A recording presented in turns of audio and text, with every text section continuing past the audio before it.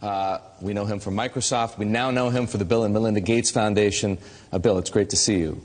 Great to see you here in particular because we know the Gates Foundation for its work on infectious diseases, child health, nutrition, agriculture, education, the list goes on. Why does Bill Gates care about finance? Well, it's all about helping the poorest. And one thing they don't have access to is bank accounts. The fee structure, if you have small amounts of money, is just too high. And we got involved in some traditional microlending, but just didn't see how that could scale up and get inexpensive enough. So now we're involved in trying to make sure we get a very efficient digital payment structure set up for all the poorest in the world to get financial products that work for them. What are you doing? The idea is that typically through the cell phone, you should be able to send money to your relatives. You should be able to track the money that's coming in, set aside money to buy seeds the next year. And there are countries where this is beginning to take off.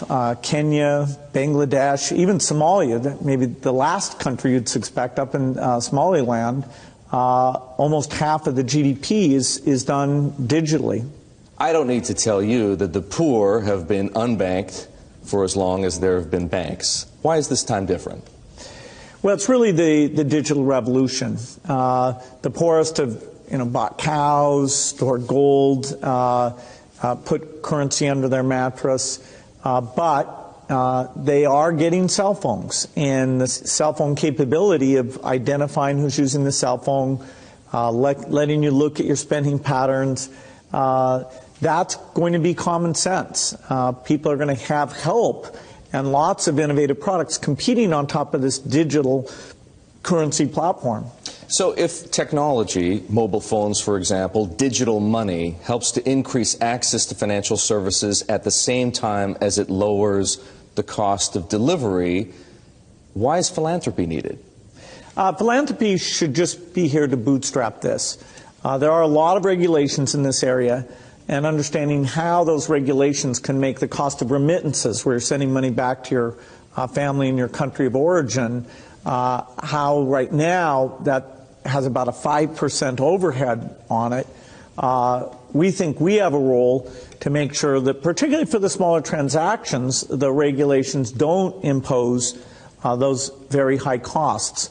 Once this gets going, then we'll step up to the applications and say, okay, how does a savings application help the mother make sure money's focused on the kids? How does it help them stay in school, set money aside for the uniform or for good future planning? Some of what you just described, the need to move money from place to place, the cost of doing so, the overhead, as you put it, makes me think, believe it or not, of Bitcoin, because some people have said, hey, Bitcoin is the answer to those problems. Are you a believer?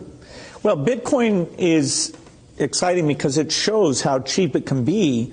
Bitcoin is better than currency in that you don't have to be physically in the same place. And, of course, for large transactions, currency can get pretty inconvenient. The customers we're talking about aren't trying to be anonymous. They're willing to be known. So the Bitcoin technology is key, and you could add to it or you could build a similar technology where there's enough attribution that people feel comfortable. This has nothing to do with terrorism or any type of money laundering. What kinds of people or private enterprises right now are helping to solve the same problems you're interested in? Well, in some countries, the mobile companies have been fantastic. In a few other companies, it's been the banks. In some countries, it's a startup company that's neither a bank nor a mobile company. In Bangladesh, the bKash offering runs across any phone, and they've gotten the regulations so that they have a product that we think will get very, very pervasive. So entrepreneurs are there. The enablement this creates, if you want to put in, say, electricity in a city, collecting your bills is one of the reasons why the underspending of infrastructure in these areas is a real thing holding back the economy. You mentioned banks. Are the legacy institutions, for the most part, banks, credit card companies, payment processors, friend or foe? Many of them want to have these additional customers, but they have to embrace the idea that the fees are going to be a lot lower. And so they have to find a way to service these new customers. Now, that means these customers aren't going to be coming into their branches, and they can charge a higher fee when you want to actually cash out. But if it's a pure digital transaction, then, you know, you should be paying, you know, less than 1% to move that money from you to a merchant or from you to a friend, even with meeting all the regulatory requirements.